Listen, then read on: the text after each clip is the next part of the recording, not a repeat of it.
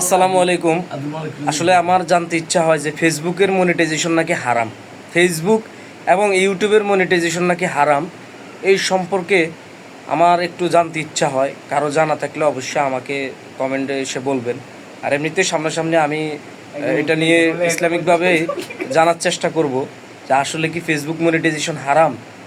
তো আমি শুনছিলাম যে হারাম কী কারণে, সেটা আমি একটা ব্যাখ্যা পাইছিলাম যে ফেসবুক মনিটাইজেশন হারাম হওয়ার একমাত্র কারণ হচ্ছে ইসলামিকভাবে, যে এখানে দেখা গেছে ভিডিওতে বিভিন্ন বিজ্ঞাপন আসে, সেটা খারাপ বিজ্ঞাপন থাকতে পারে, জুয়ার বিজ্ঞাপন থাকতে পারে, সেক্ষেত্রে এটা হারাম। তো একজন বলল যে তাহলে এই টাকাটা এখন আমরা কি করব, ফেসবুক থেকে আর্নিং করা এই টাকা।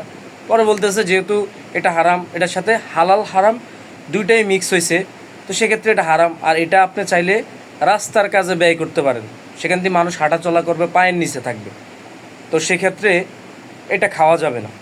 এখন এটা কি আসলে যুক্তিসম্পন্ন?